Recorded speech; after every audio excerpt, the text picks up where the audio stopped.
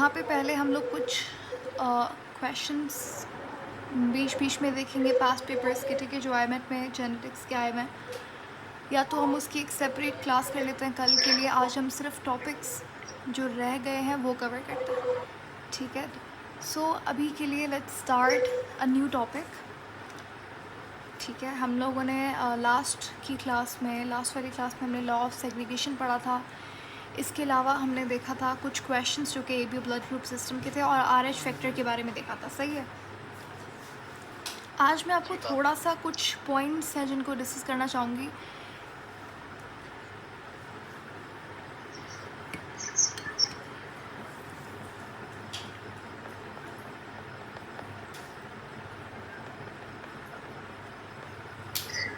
अब यहाँ पे ये जो ट्रांसक्रिप्शन का वर्ड मैंने लिखा है, वैसे ही अलग से टॉपिक है आपके पास। मैं आपको ट्रांसक्रिप्शन नहीं पढ़ा रही अभी, लेकिन जो आप अभी क्वेश्चन सॉल्व करेंगे आईएमएट में, तो बहुत ही कॉमनली पूछे जाने वाले जो सवाल हैं वो ट्रांसक्रिप्शन वाले टॉपिक में से हैं।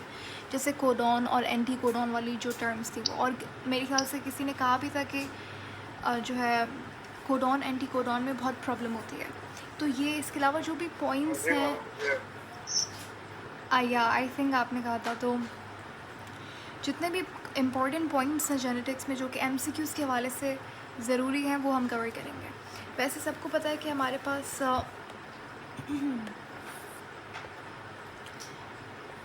ये हमारे पास सेल है, ठीक है।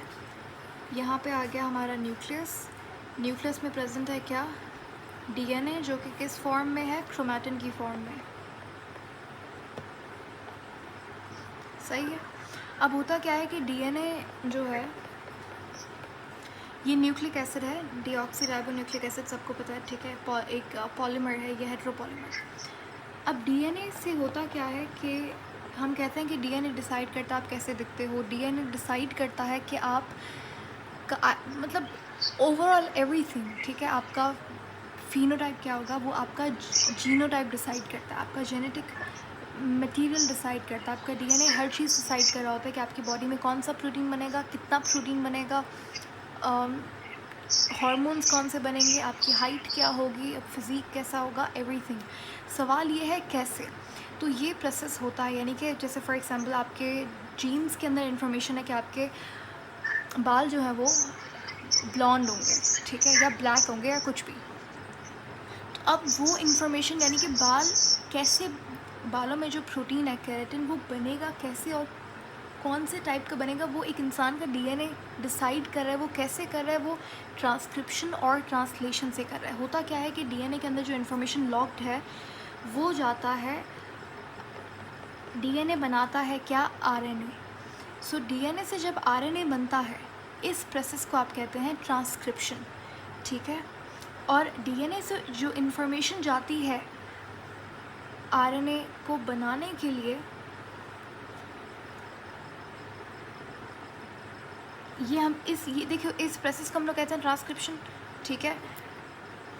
एक टर्म होती है जब डीएनए से डीएनए बनता है। जैसे फॉर एग्जांपल जब हम सेल साइकिल की बात करते हैं, तो सेल साइकिल में डीएनए डुप्लीकेशन होती है, तो उसे आप डीएनए रेप्लिकेशन भी बोल सकते हैं और डीएनए डुप्लीकेशन भी बोल सकते हैं, या फिर आप उसे डीएनए पॉलीमराइजेशन भी कह सकते हैं। सबका मतलब ये एक ही है कि डीएनए से डीएनए बन रहा है, उसको आप बोलेंगे डीएनए पॉलीमराइजेशन हो रही है, या डुप्लीकेशन हो रही है, या फिर रेप्लिकेशन हो रही है, सही है। लेकिन डीएनए से आरएनए बनना, इसको ट्रांसक्रिप्शन कहा जाता है। अब क्या होता है कि जो आरएनए आपके, अच्छा, ये जो ट्रांसक्रिप्शन होती है ये कहाँ पे होती है, ये न्यूक्लियस में होगी। ये कहाँ होगी, ये न्यूक्लियस में होगी। अब ये जो हमारे पास आरएनए बना है, ये इन्फॉर्मेशन लेकर जाता है किसके पास, ये इन्फॉर्मेशन लेकर जाता है आपके न्यूक्लियस के बाहर, और ये आरएनए बनाता है प्रोटीन। ये आरएनए क्या फॉर्म करता है, प्रोटीन बनाता है। तो बेसिकली हो क्या रहा है कि डायरेक्टली अगर आप देखो तो डीएनए प्रोटीन डायरेक्टली नहीं बना रहा, क्योंकि एक बीच में इंटरमीडिएट की तरह काम कर रहा है RNA as a third party, ठीक है। तो बेसिकली हो क्या रहा है कि आरएनए डीएनए की इन्फॉर्मेशन लेकर आ रहा है न्यूक्लियस के से बाहर। न्यूक्लियस डीएनए देखो बॉस है, डीएनए खुद न्यूक्लियस से बाहर नहीं आता प्रोटीन बनाने के लिए, उसका एक असिस्टेंट है जो कि आरएनए है। तो डीएनए अपनी इंफॉर्मेशन दे रहा है आरएनए को कि भाई ये इंफॉर्मेशन है, अब बनाओ इसके हिसाब से तुम प्रोटीन। तो आरएनए न्यूक्लियस से बाहर आता है, स्पेसिफिकली अगर मैं बताऊं कहाँ पे, तो आपके राइबोसोम पे। और राइबोसोम को हम प्रोटीन फैक्ट्री बोलते हैं क्योंकि ये वो जगह है, ये वो लोकेशन है जहाँ पे क्या बनता है,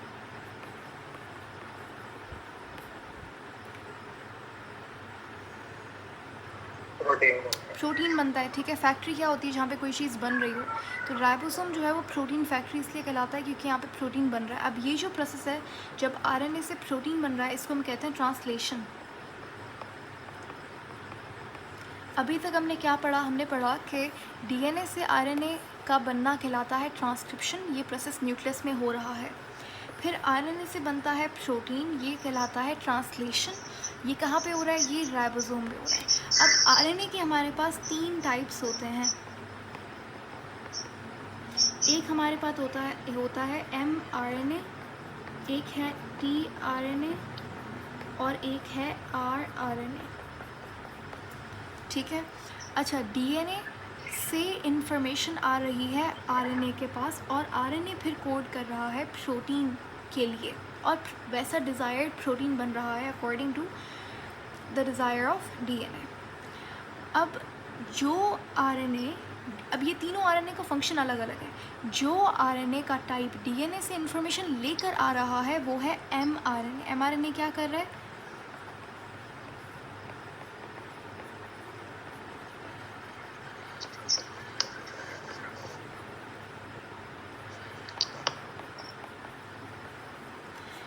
जो डीएनए से इंफॉर्मेशन लेकर आ रहा है राइबोसोम पे या फिर साइटोप्लाज्म में वो प्रोटीन बनाने के लिए, वो कौन सा है, वो mRNA। mRNA का काम क्या है, ये एज अ मैसेंजर, इसका फुल फॉर्म क्या है, M stands for messenger. Messenger RNA का काम है कि ये एज अ मैसेंजर काम कर रहा है, मैसेज लेकर आ रहा है डीएनए का टू साइटोप्लाज्म प्रोटीन बनाने के लिए फॉर ट्रांसलेशन। ठीक है, अब यहाँ पे जो वर्ड मैंने इन्फॉर्मेशन लिखा है, ये इन्फॉर्मेशन आती है एक फॉर्म में। कौन सी फॉर्म में, कोडॉन की फॉर्म में। ठीक है, जिस फॉर्म में, जिस तरीके से ये इन्फॉर्मेशन लेकर आ रहा है वो कोडॉन की फॉर्म में लेकर आ रहा है। ठीक है, तो हो क्या रहा है यहाँ पे, सुनो। कोडॉन को हम बात थोड़ी देर, अभी थोड़ा सा इसको साइड में रखते हैं। कोडॉन क्या है, कोडॉन कैसे इन्फॉर्मेशन लेकर आ रहा है, पहले हम लोग फंक्शन समझ लेते हैं टीआरएनए का और आरएनए का। आरआरएनए का, आरआरएनए क्या कर रहा है, ये राइबोसोम बनाने में हेल्प कर रहा है। राइबोसोम एक बहुत ही इंपॉर्टेंट जगह है क्योंकि ये वो जगह है जहाँ पे प्रोटीन बनेगा, ये वो जगह है जहाँ पे ट्रांसलेशन होगी। ठीक है, टीआरएनए का काम क्या है, ये बेसिकली क्या कर रहा है, ये ट्रांसफ़र, आरएनए क्या कर रहा है, ये अमाइनो एसिड, प्रोटीन क्या है, प्रोटीन अमाइनो एसिड की चेन है। तो अगर mRNA इन्फॉर्मेशन लाया है डीएनए से कि हमें प्रोटीन बनाना है, तो कौन सा अमाइनो एसिड लगेगा, पहले एलानिन लगेगा या हिस्टामीन लगेगा, फिर लाइसिन। ये जो पैटर्न है, कौन सा अमाइनो एसिड कहाँ पे लगेगा, उसी तरीके का प्रोटीन बनेगा, सिंपल सी बात है। तो ये जो अमाइनो एसिड ला कर दे रहा है राइबोसोम पे, mRNA को जो अमाइनो एसिड ला के दे रहा है वो कौन है, वो टीआरएनए है।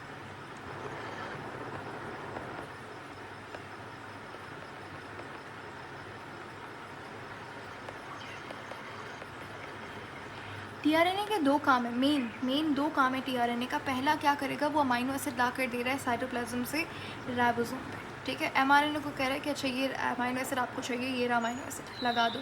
इस तरीके से आहिस्ता आहिस्ता एक लंबी सी प्रोटीन की चेन बनती जाती है। ठीक है, अमाइनो एसिड को जोड़ के उनके दरमियान में पेप्टाइड बॉन्ड फॉर्म करके। ठीक है, राइबोसोम पे जो प्रोटीन बनता है वो सिंपल प्रोटीन है आपके पास, कोई ऐसा कोई कॉम्प्लेक्स क्वार्टिनरी प्रोटीन वगैरह नहीं है। फिर उनकी पैकेजिंग वगैरह फिर आर के अंदर होती है। ठीक है, ये इतनी बात समझ आ रही है, यहाँ तक कोई क्वेश्चन है किसी को? ओके, अब क्या हो रहा है, टीआरएनए का मैंने आपको एक काम बता दिया कि इसका काम है कि ये ट्रांसफ़र कर रहा है अमाइनो एसिड को, कहाँ पे, राइबोसोम पे। साइटोप्लाज्म में अमाइनो एसिड्स आपको ऐसे मिल जाएंगे, तो ये ला के दे रहा है अमाइनो एसिड राइबोसोम पे कि भाई ये लो और प्रोटीन की चेन बनाओ। दूसरा टीआरएनए का बड़ा इंपॉर्टेंट काम है, वो ये है कि ये जो इन्फॉर्मेशन आ रही, देखो प्रोटीन ये जो प्रोटीन का बनना यानी कि ट्रांसलेशन, ये एक बहुत ही क्रिटिकल प्रोसेस है, ये एक बहुत ही सेंसिटिव प्रोसेस है। क्यों ऐसा क्या है मैम? क्योंकि देखो, अगर ये जो प्रोटीन बन रहा है, अगर इसमें से एक भी अमाइनो एसिड आपने गलत लगा दिया और कोई एक नई म्यूटेशन आ गई, जो प्रोटीन बनना था वो नहीं बना लेकिन कुछ और बन गया।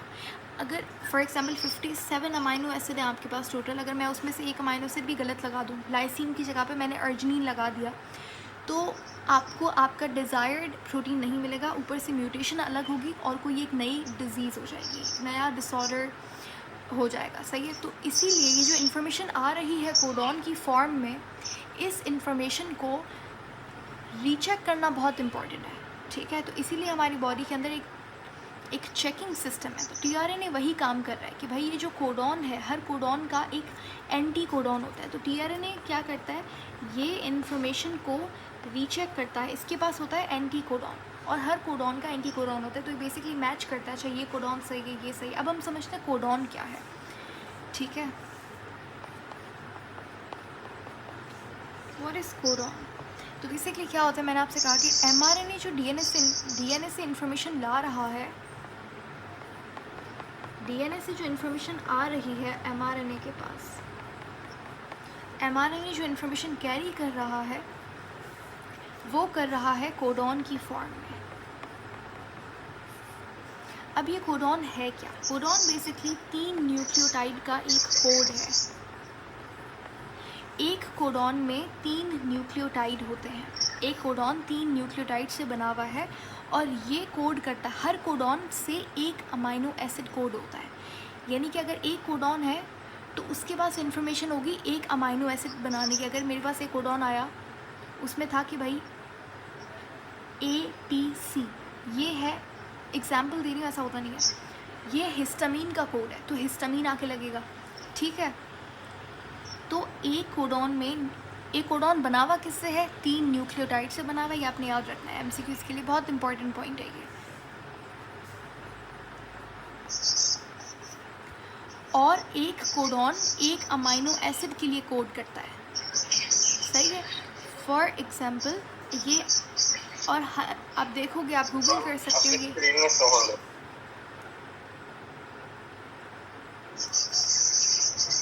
अब हो रही है। ओके, कर। तो आप ये चार्ट भी देख सकते हो, इसका टेबल है अलग से, तो आपको वो कोड्स याद करने की, यानी कि हर अमाइनो एसिड का कोडॉन याद करने की ज़रूरत नहीं है। ठीक है, लेकिन जो इंपॉर्टेंट चीज़ है वो आपको पता होना चाहिए। एक कोडॉन एक अमाइनो एसिड के लिए कोड कर रहा है, उसके अंदर 3 न्यूक्लियोटाइड्स हैं। पहली बात। दूसरी बात ये कि जैसे ये एग्जाम्पल मैं आपको दे रही हूँ, और ऐसा होता है कि जो AUG है, ये एक कोडॉन है, इसमें कितने न्यूक्लियोटाइड हैं? और ये क्या है? एडेनिन, यूरेसिल, और ये क्या है? ये है ग्वानिन। ठीक है, ये आपके पास एक कोडॉन है, इसके अंदर 3 न्यूक्लियोटाइड्स हैं, एडेनिन, यूरेसिल और ग्वानिन। ये कोड करेगा कितने अमाइनो एसिड के लिए?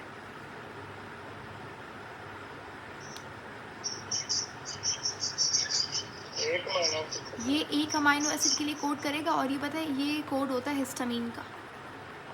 हिस्टामीन एक अमाइनो एसिड है। ठीक है, अच्छा, इस तरीके से हमारे पास टोटल कितने कोडॉन होता है? आपको पता है कि हमारी बॉडी में जो प्रोटीन बनता है वो 20 अमाइनो है। वैसे तो बहुत नेचर में बहुत सारा अमाइनो एसिड है, लेकिन सिर्फ 20 अमाइनो एसिड प्रोटीन बनाता है जो हमारी बॉडी में काम करता है। सही है? और हमारी बॉडी में टोटल पॉसिबल कोडॉन्स कितने हैं?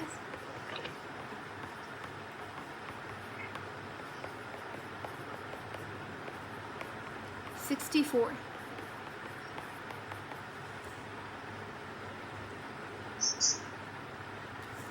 अगर मैं आपसे कहूँ हमारे पास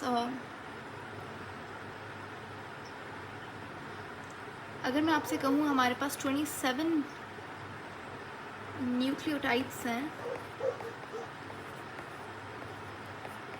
बताइए 27 न्यूक्लियोटाइड्स विल कोड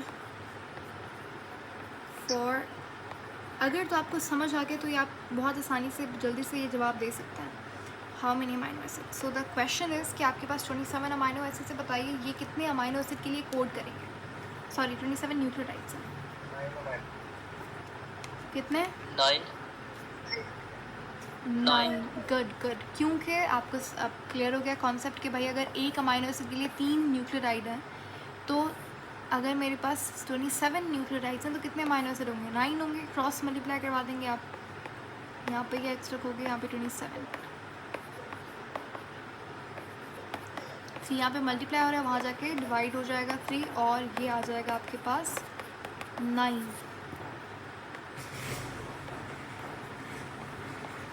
ठीक है, और इसी क्वेश्चन में अगर मैं आपसे कहूँ कि 27 न्यूक्लियोटाइड्स मिलकर कितना कोडॉन बनाएगा?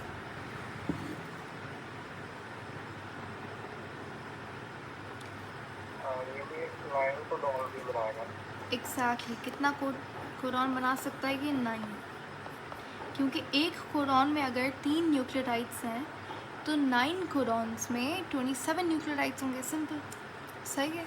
तो इस तरीके के क्वेश्चंस आपको देखने को मिल सकता है। अच्छा, तो कोडॉन एंटी कोडॉन अब क्लियर हो गया।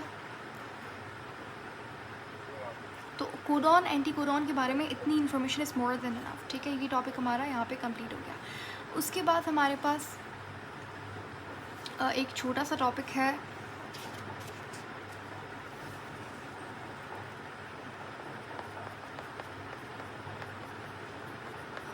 सेक्स लिंक्ड इनहेरिटेंस का।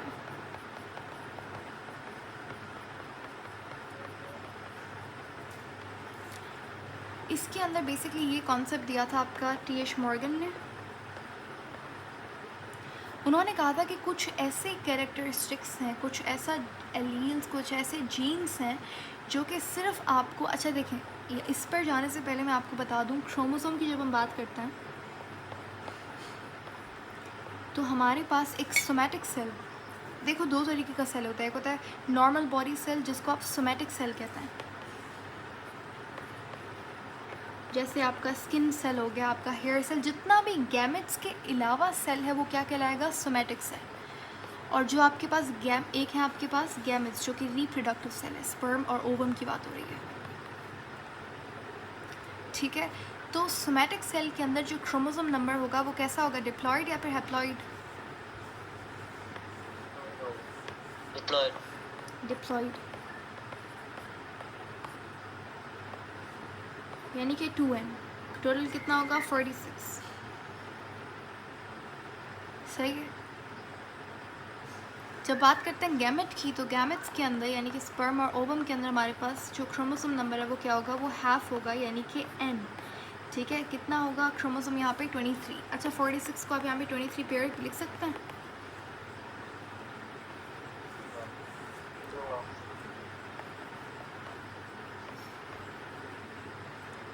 ठीक है, यहाँ तक बात क्लियर होगी। अब होता क्या है कि ये जब हम क्रोमोसोम्स की बात करते हैं तो जो सोमैटिक सेल में आपको क्रोमोसोम्स, हमारे पास जो आपकी 23 क्रोमोसोम्स देख रहे हैं यहाँ पे, जो भी म्यूटेशन, कभी अगर कोई सेल के अंदर म्यूटेशन आ जाती है, अगर कोई भी म्यूटेशन सोमैटिक सेल में आती है तो वो म्यूटेशन सिर्फ एक इंडिविजुअल में ही रहेगी। अगर एग्जाम्पल से समझो कि अगर मैं आपसे कहूँ कि किसी के पेनक्रियास के अंदर जो इंसुलिन बनाने वाला जीन था उसमें म्यूटेशन आ गई है, so this will effect the future generations of this person. समझ लीजिए अली के अंदर, अली के पेनक्रियास में एक इंसुलिन वाले जीन के अंदर म्यूटेशन आ गई है, तो इंसुलिन की जो क्वांटिटी बन रही है वो बहुत कम है। ठीक है, इसको डायबिटीज़ हो गया, डायबिटीज़ मेलाइटिस हो गया। तो अब मुझे बताइए कि अगर मैं आपसे कहूँ कि अली की जो आगे आने वाली फ्यूचर जनरेशन्स है उन सब के अंदर ये प्रॉब्लम होगी, ट्रू और फॉल्स?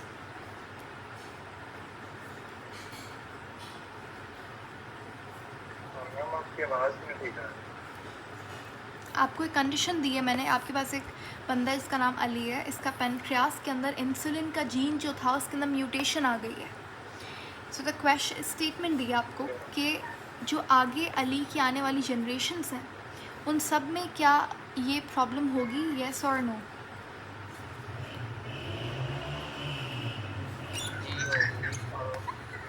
अगर तो गैमेट सेल में म्यूटेशन है तो फिर जस्ट से ट्रू और फॉल्स, यस और नो।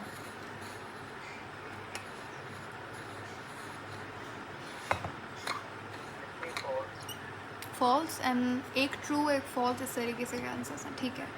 तो 50-50 आपको लग रहा है, तो यहाँ पे आंसर क्या है, यहाँ पे आंसर है नो, ठीक है।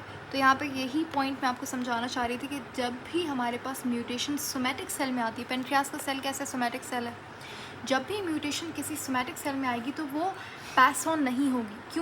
क्यों नहीं होगी, देखो जब भी बात होती है प्रोजनी की या फिर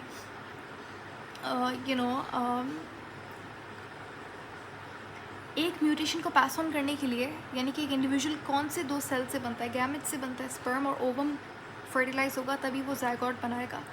तो इसमें सोमैटिक सेल्स का क्या लेना देना, सोमैटिक सेल्स का तो यहाँ पे कोई काम नहीं है।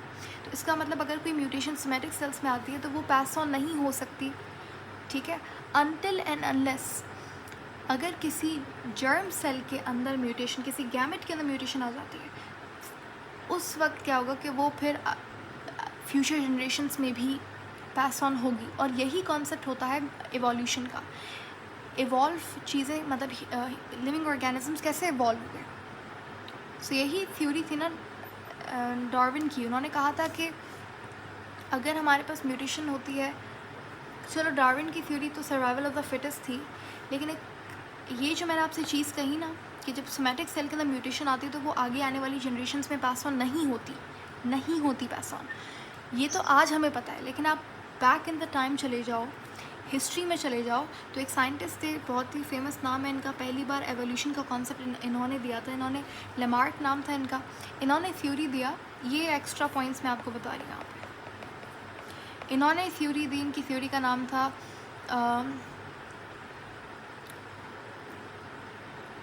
Theory of something acquired characters, I am so sorry, मुझे भी दिमाग में नाम नहीं है, अभी आ जाएगा तो I will share it with you, ठीक है।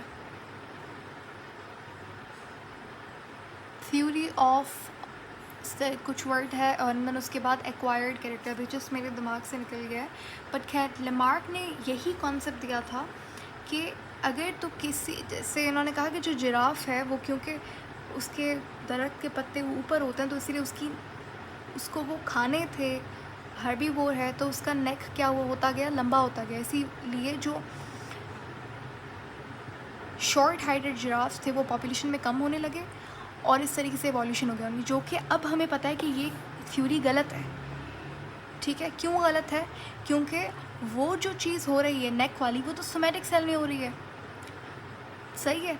एवोल्यूशन तब तक नहीं होगा एक ऑर्गेनिज्म में जब तक गैमेट्स के अंदर कोई म्यूटेशन ना आती हो, ये बात समझ आई है। तो इनकी जो थ्योरी थी basically, inheritance of acquired character, हाँ exactly, thank you, theory of, are you sure? जी मैम, मैंने गूगल से देखा। Okay, in theory of inheritance, हाँ आई थिंक यही है, थ्योरी ऑफ इनहेरिटेंस।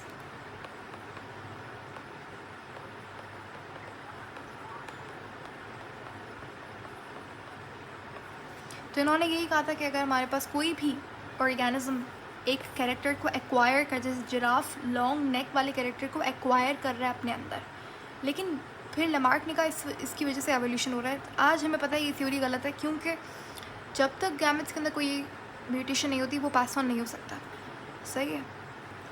तो ये जो बात थी ना, ये आके फिर गलत की थी, मतलब ये जो मैं आपको आज बता रही हूँ कि गैमेट्स के अंदर जब तक कोई म्यूटेशन नहीं आता तो वो पास ऑन नहीं हो सकता, एवोल्यूशन नहीं हो सकती। ये हमारे पास थ्योरी ऑफ, ये वाली जो थ्योरी है ये हमारे पास एक साइंटिस्ट ने उन्होंने दिया था, आई गेस इट वाज वेलिस, ठीक है। उन्होंने कहा था कि भाई लेमार्क ने जो बात की है वो सही नहीं है, ठीक है।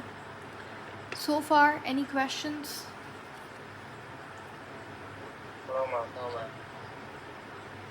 Okay, great. So I am just searching his name के यहाँ पे हमारे पास लेमार्क को सबसे पहले जो है वो इनकी थ्योरी को रेक्टिफाई किसने किया था सबसे पहले?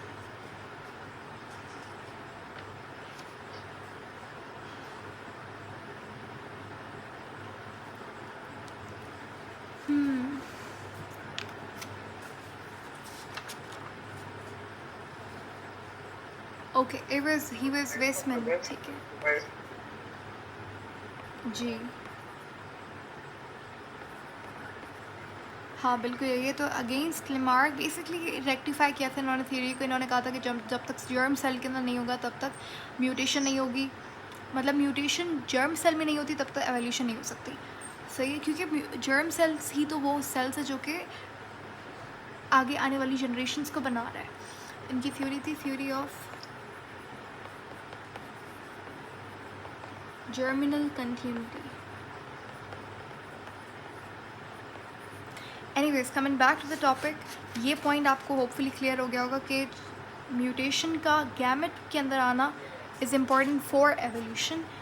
ओके, और अगर यहाँ पे म्यूटेशन आ रही है तो वो फिर फ्यूचर जनरेशन्स को नहीं अफेक्ट करेगी। ये बेसिकली एक क्वेश्चन है, आईमेट का पास्ट पेपर में आया हुआ ये सवाल है कि अगर तो म्यूटेशन वो कोई आपको रॉन्ग स्टेटमेंट जो है वो चूज़ करना था, तो उसमें से यही था कि जिस सोमैटिक सेल के अंदर अगर चेंज आ रहा है तो वो फ्यूचर जनरेशन्स को भी अफेक्ट करेगा, तो वो फॉल्स स्टेटमेंट थी जो मैंने अभी आपसे पूछा। खैर, अभी हम टॉपिक पे वापस आते हैं जो कि है क्या, सेक्स लिंक्ड इनहेरिटेंस। ठीक है, तो अब ये इस टॉपिक का जो कॉन्सेप्ट है वो दिया था टी.एच. मॉर्गन ने सबसे पहले। इन्होंने हाउस फ्लाई नहीं, इन्होंने फ्रूट फ्लाई यानी कि ड्रोसोफिला मेलानोगैस्टर उसका साइंटिफिक नाम होता है। इन्होंने फ्रूट फ्लाई के ऊपर जस्ट तो मैं ऐसे ही बता रही हूँ, ये आपको याद करने की ज़रूरत नहीं है वैसे तो उन्होंने फ्रूट फ्लाई के ऊपर एक्सपेरिमेंट्स किए। इन्होंने देखा कि कुछ कैरेक्टर, ये जो मैंने अभी आपको बताया बेसिकली इसी से लिंक्ड है। कैसे? देखो, टी.एच. मॉर्गन ने कहा कि कुछ आपके पास कैरेक्टर ऐसा है जो कि सिर्फ आपको एक्स क्रोमोसोम पे मिलेगा। अब जैसे मैंने बताया कि सेल आपके पास या तो सोमैटिक है या तो गैमेट्स है। अब ये जो गैमेट्स हैं हमारे पास, ठीक है, या फिर आप सोमैटिक सेल उठा के देख लो। गैमेट्स की हम लोग इसलिए बात कर रहे हैं क्योंकि सिंपल है, चलो 23 क्रोमोसोम्स हैं।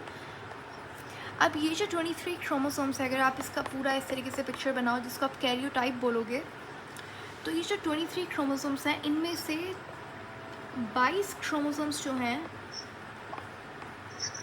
उनका एक ऑर्गेनिज्म के जेंडर से कोई भी रिलेशन नहीं होता।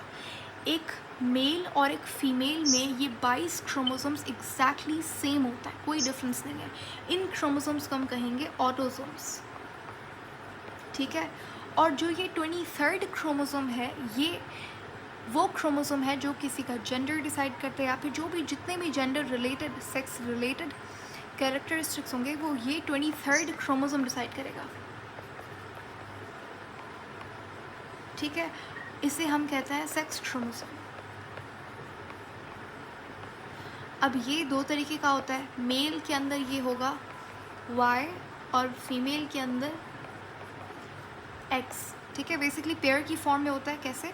अगर आप सिर्फ गैमेट की बात कर रहे हो तो स्पर्म में X भी हो सकता है, Y भी हो सकता है, लेकिन फीमेल में आपको हमेशा 23rd क्रोमोसोम XX ही मिलेगा। ठीक है, तो मेल के अंदर कंडीशन क्या होती है? हमेशा XY। फीमेल में कंडीशन होती है XX। ठीक है, इन दोनों में से एक चीज़ होगी। ठीक है, अगर मैं बात करूं एक स्पर्म की तो उसके अंदर या तो X होगा या तो Y होगा। ये जो मैंने आपको पेयर में बताया है तो ये कभी भी पेयर फॉर्म में नहीं होता, गैमेट के अंदर एक होगा। ये मैंने आपको बताया कि क्या पॉसिबिलिटी हो सकती है 23rd क्रोमोसोम की। तो जो जेंडर डिसाइड करना होता है वो फादर की साइड से होता है, नॉट फ्रॉम मदर की साइड। सही है, क्योंकि मदर में कोई और वैरायटी नहीं है 23rd क्रोमोसोम की, वो X ही होगा हमेशा। लेकिन मेल में अगर स्पर्म Y है तो यहाँ से अगर X आ रहा है तो ये क्या हो जाएगा? XY। So this is going to be a male. ठीक है, लेकिन अगर फीमेल में तो है ही X, तो यहाँ से अगर X स्पर्म आ रहा है तो XX फिर क्या हो जाएगा? यहाँ पे डॉटर सेल की फॉर्मेशन होगी। ठीक है, ये बात क्लियर हो गई। अब टी.एच. मॉर्गन ने ये तो हमें चीज़ें पता थी, इन्होंने नया क्या बताया, इन्होंने कहा कि कुछ ऐसे एलील्स, कुछ ऐसे कैरेक्टर्स हैं आपके पास, कुछ ऐसा जीन है जो सिर्फ़ और सिर्फ आपको सेक्स क्रोमोसोम पे मिलेगा और स्पेसिफिक पे मिलेगा, यानी कि वाई पे है तो वो एक्स पे नहीं मिलेगा। कुछ ऐसे जीन्स हैं जो आपको एक्स पे मिलेंगे, वाई पे नहीं मिलेंगे, वाई पे मिलेंगे, एक्स पे नहीं मिलेंगे, ठीक है। और हमेशा याद रखिएगा, अब क्योंकि एक्स वाई मेल की जब आप बात करते हैं उनके पास एक्स वाई है, तो अगर एक डिज़ीज़ है जो कि सिर्फ एक्स पे मिल रही है, ठीक है, तो हम कहेंगे कि मेल के अंदर उसके होने के चांसेस ज़्यादा हैं। अगर एक जीन है, क्योंकि आई डोंट हैव स्पेस तो हम लोग यहाँ पे थोड़ा सा स्लाइड कर लेंगे। मैं 2-3 एग्जांपल लेती हूँ, उसके बाद हम लोग बेसिकली आपको एग्जाम और फर्दर इसको डीप डाउन हम स्टडी करेंगे। आपको पता है जो बाल्डनेस का जीन होता है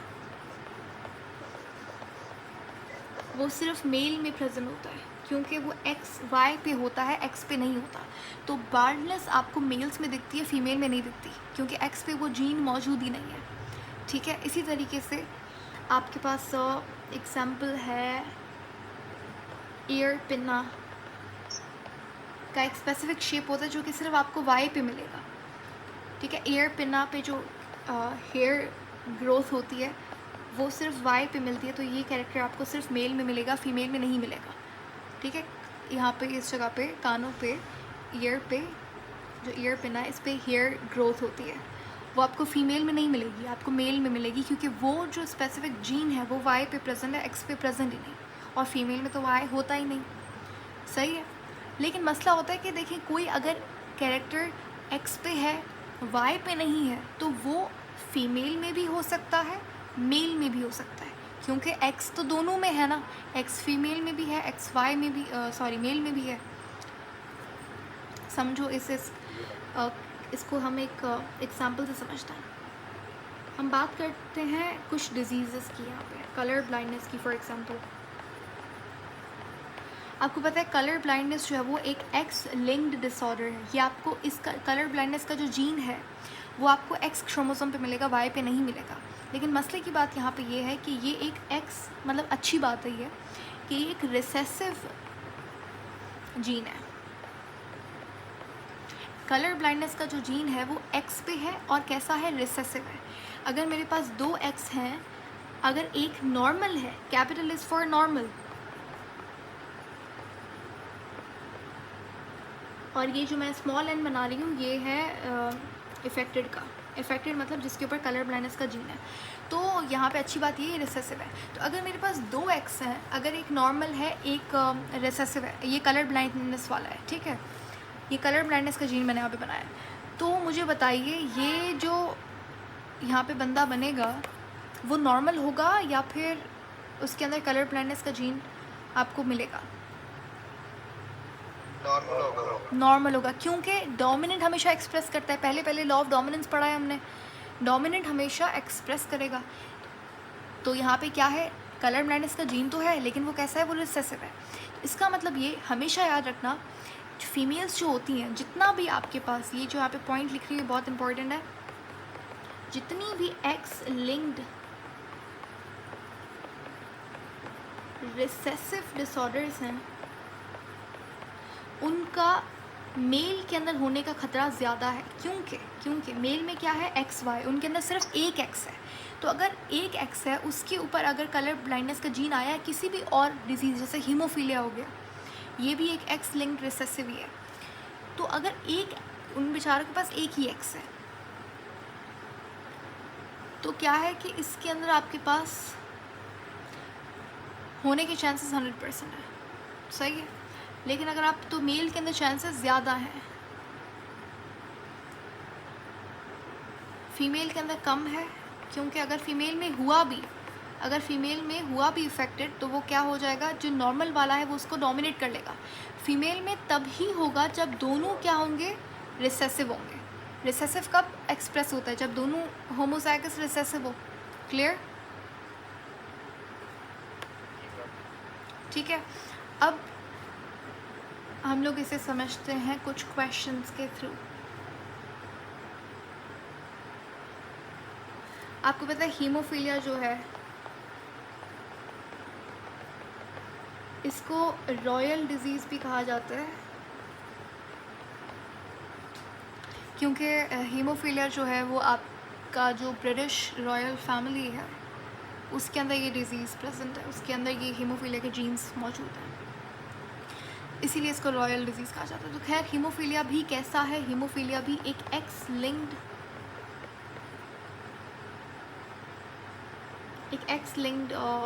डिसऑर्डर है।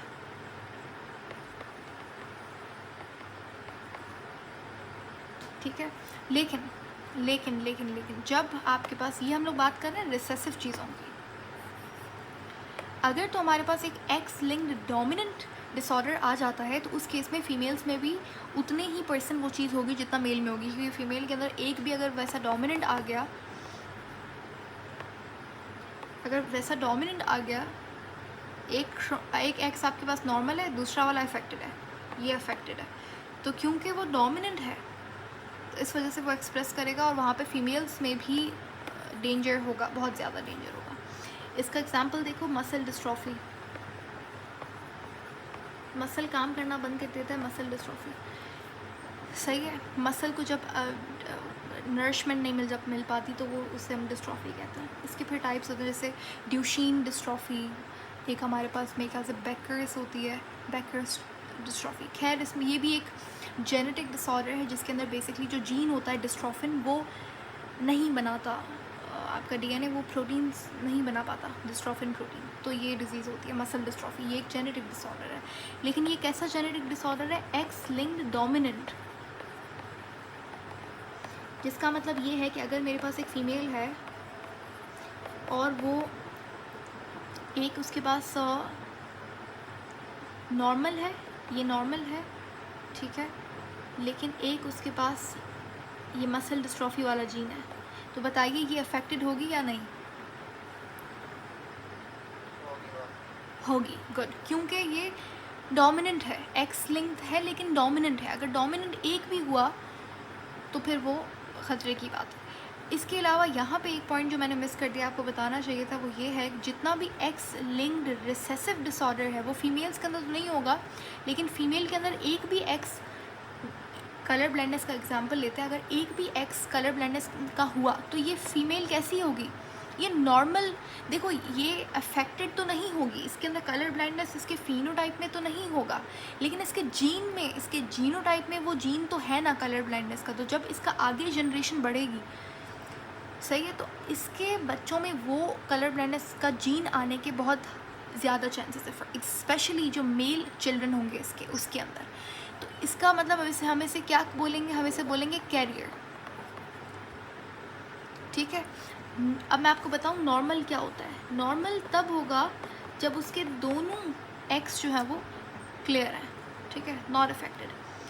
कैरियर क्या होता है, कैरियर वो, जैसे फॉर एग्जांपल कलर ब्लाइंडनेस की बात करते हैं तो ये यहाँ पे एक एक्स तो नॉर्मल है लेकिन एक कलर ब्लाइंडनेस वाला है, तो इसका फिनोटाइप कैसा होगा, इसका फिनोटाइप तो सही है लेकिन ये कैसी है, ये कैरियर है, ये नॉर्मल नहीं है। बात समझ आई है? और एक फीमेल अफेक्टेड कब होगी, जब उसके पास दोनों रिसेसिव होमोजाइगस कलर ब्लाइंडनेस के होंगे, तो इससे हम बोलेंगे अफेक्टेड। अब यहाँ पे हम लोग, मैंने आपको समझा दिया, कोई क्वेश्चन है, क्योंकि नहीं है तो I have a question for you. वैसे कलर ब्लाइंडनेस क्या होती है, ये बेसिकली एक लोगों को जिनको है कलर ब्लाइंडनेस उनको प्रॉब्लम होती है रेड और ग्रीन के दरमियान फ़र्क करने की, डिस्टिंग्विश नहीं कर पाते रेड और ग्रीन के दरमियान में, ठीक है। और हीमोफीलिया कैसा होता है डिजीज़, हीमोफीलिया के अंदर क्या होता है कि आपका जो ब्लड है उसके अंदर क्लॉटिंग फैक्टर नहीं बन पाता, कुछ क्लॉटिंग प्रोटीन्स नहीं बन पाते जिनकी वजह से ब्लड क्लॉट नहीं कर पाता या बहुत स्लोली क्लॉट करता है, डिपेंडिंग ऑन कि कितना क्या कंडीशन है उसकी, ठीक है।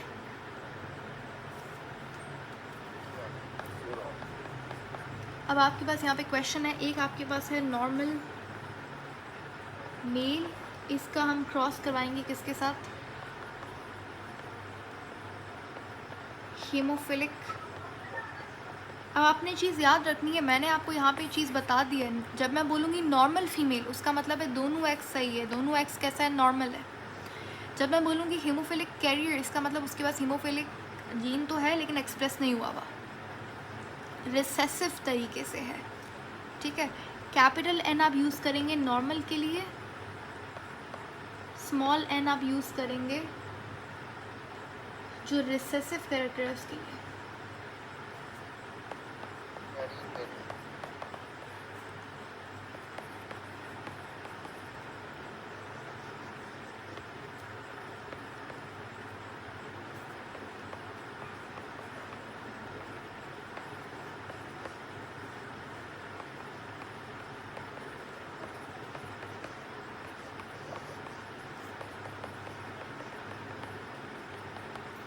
आपके पास सवाल है कि आपका जो एक आपके पास फादर क्या है नॉर्मल, मदर क्या है हीमोफिलिक कैरियर है, बताइए उसके डॉटर और सन दोनों में अलग अलग बताइएगा हेमोफिलिया के होने के चांसेस क्या हैं, 50%, 25% कितना, और अलग अलग बताना है।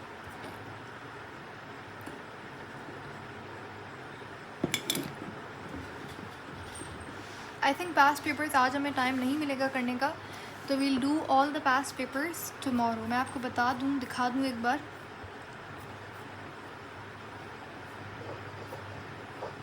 ये आपके पास क्वेश्चंस हैं एंड यहाँ पे ईयर भी लिखा हुआ है कि ये 2012 का सवाल है, ये 2014 का, ये आईमेट का 2016 का, and these all are past paper questions.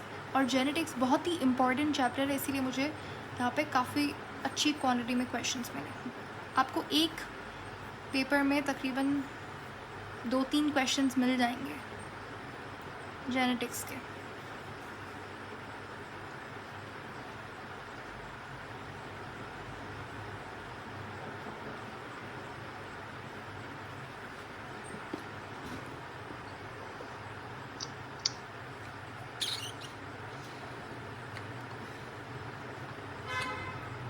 Ma'am इसमें हम चेकर बोर्ड के साथ ही चेक करेंगे? जी हाँ हाँ हाँ, आप इसे इसमें पनेट स्क्वायर यानी कि चेकर बोर्ड जो है वो यूज़ करना पड़ेगा, ठीक है। आई प्रेफर आप करो अभी, वैसे उसके बगैर भी कर सकते हैं आप तो। जी फिर हम दोनों पॉसिबिलिटीज क्या लगाएंगे? ओके, एक काम करते हैं, I take your questions in the end, ठीक है। क्वेश्चन सॉल्व होने के बाद अभी just try, you have 1 more minute, खुद से ट्राई करें, नहीं होता then we'll solve it together, ठीक है। I take your questions in the end. Okay.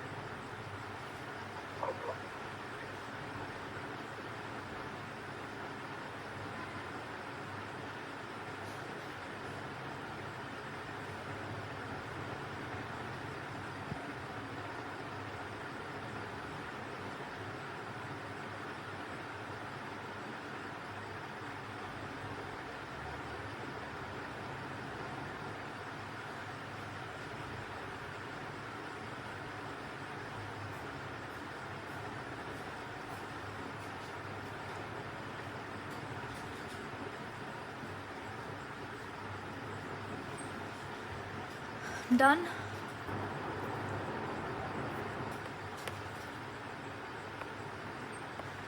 Okay okay, I think हमें ये अभी क्वेश्चन कर लेना चाहिए, टाइम इज अप।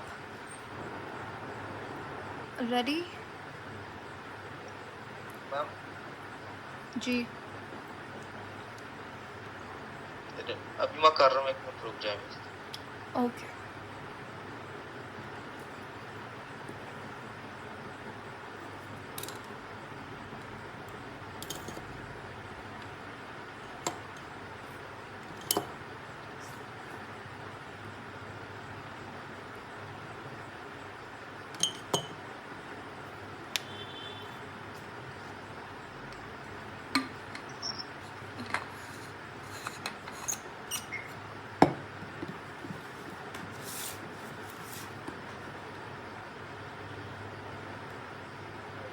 हो गया।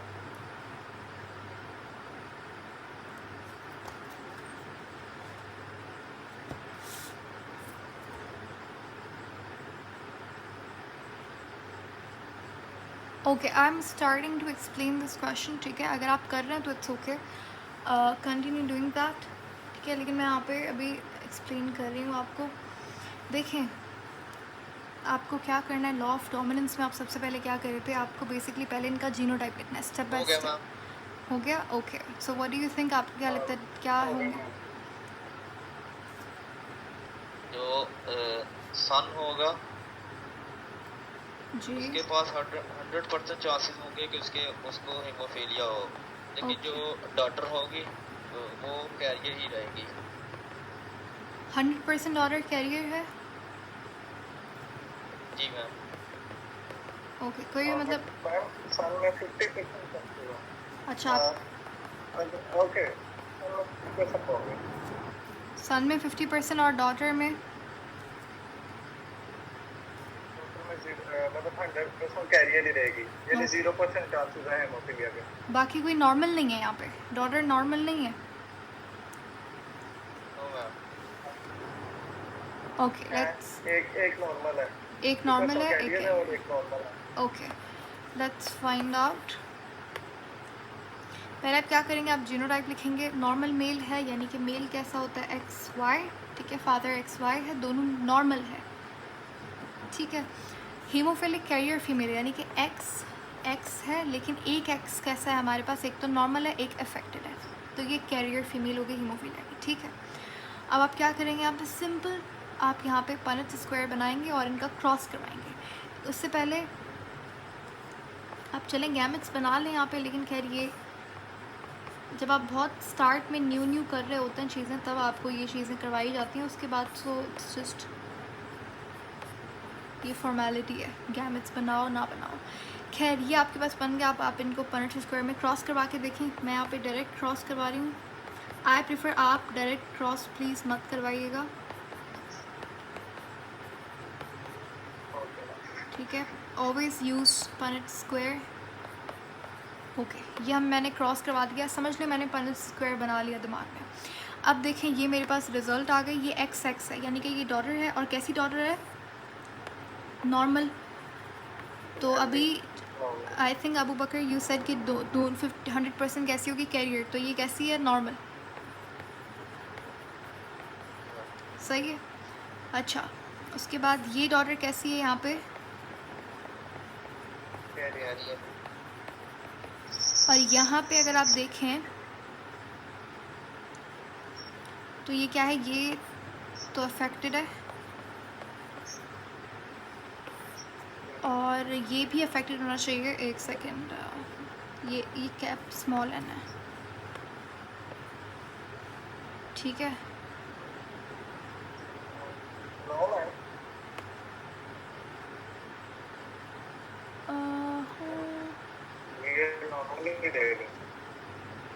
यस एग्जैक्टली, ये हेमोफिलिक ही रहेगा, बट जस्ट अ सेकेंड।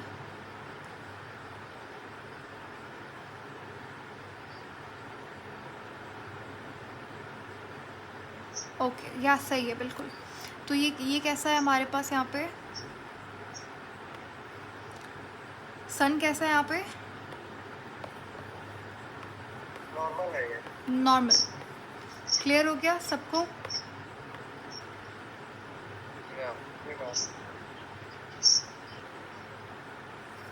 तो ये सही जवाब है।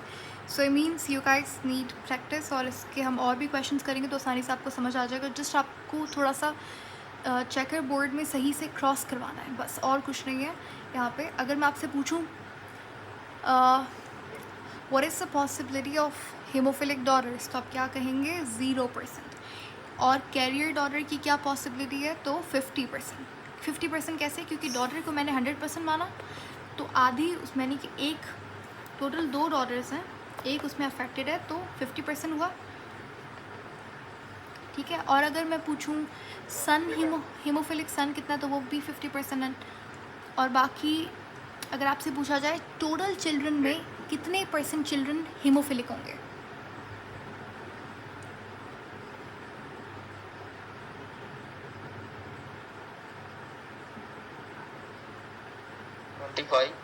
गुड, 25%। ये 25%, 25%, 25, टोटल 100% हो गया। हीमोफिलिक कौन है, सिर्फ एक लड़का यहाँ पे हीमोफिलिक है, तो यहाँ पे 25% चांसेस है कि पूरे सारे चिल्ड्रन में एक 25% चांसेस है कि हीमोफिलिक हो सकता है।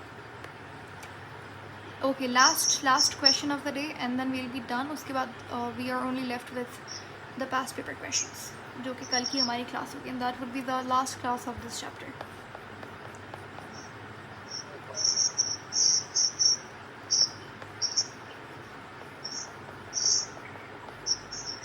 थोड़ा सा जल्दी करना है, ठीक है। हीमोफिलिक मेल है, क्रॉस करवाना है आपने नॉर्मल फीमेल के साथ।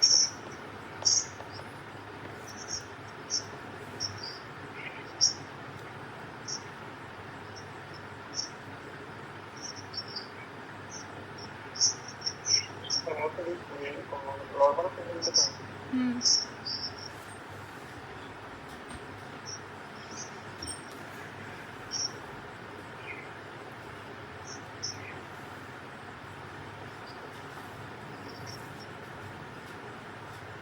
हो गया ना? Done. Okay, what do you think?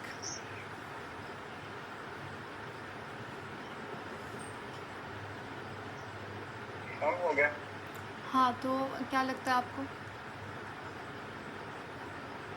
इसमें 100% रिसेसिव होंगे दोनों डॉटर, सॉरी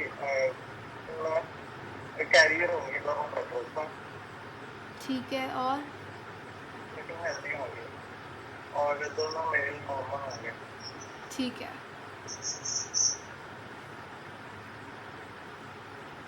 जी मैम, सेम आंसर हो है गया। आपका? हाँ, जी मैम, क्या है आपका? तो डॉटर्स होंगी वो 100% वो कैरियर होंगी, और सन जो है वो भी 100% नॉर्मल होंगे। एग्जैक्टली, तो सही है आंसर। मैं ऐसे सॉल्व नहीं कर रही हूँ, ठीक है। सब कैसे हैं? नॉर्मल सन से, और डॉटर कैसी हैं? कैरियर।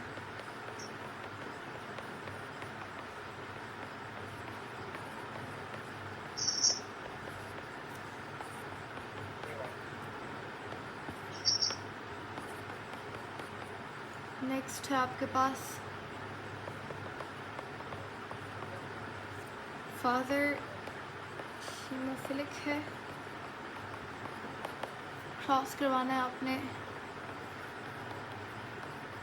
मदर कैरियर के साथ।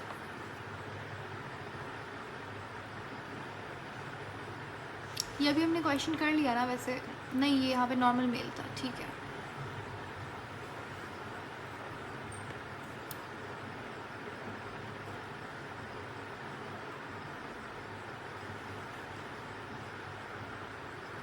अच्छा, एक बात याद रखिएगा, अगर दोनों हीमोफिलिक होंगे, मदर फादर दोनों हीमोफिलिक है, तो all children will be haemophilic.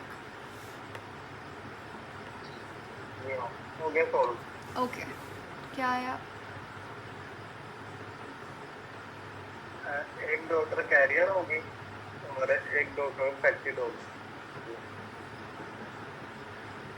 एक सन बिल्कुल नॉर्मल होगा और एक अफेक्टेड होगा। एक डॉटर कैरियर है,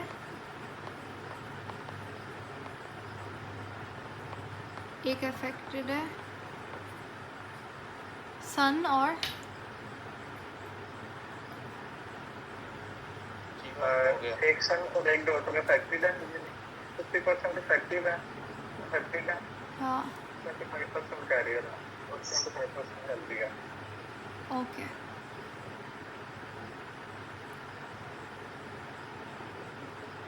ये हो गया मैम। जी,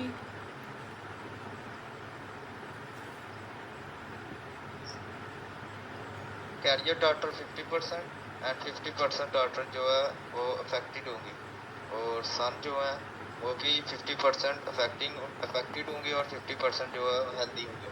यही था, सेम था ना? जी मैम। जी ma'am. Okay, let's find out. Father haemophilic है, यानी कि हमारे पास ये एक्स वाई हीमोफिलिक का मतलब, चले यहाँ पे। अच्छा, यहाँ पे आप एन में अगर आपको प्रॉब्लम हो रही है तो आप यहाँ पे आर भी ले सकते हैं रिसेसिव के लिए, और भी आसान हो जाएगा आपको डिस्टिंग्विश करना। फादर कैसा है?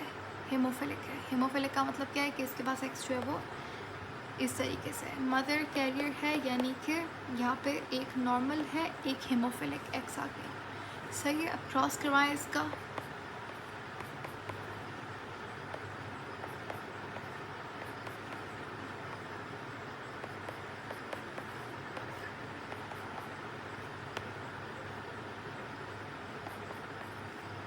क्या रिज़ल्ट आया है, ये डॉटर कैसा है, कैसी है ये हमारे पास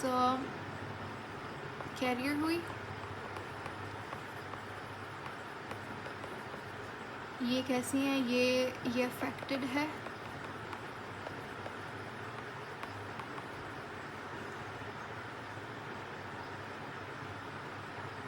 ये ठीक है, नॉर्मल है, ये नॉर्मल है। ये कैरियर इफेक्टिव। ओके गुड, ठीक है। आई थिंक अच्छे से आपको क्लियर हो गया, ये टॉपिक समझ आ गया। एंड देन हम लोग फिर अब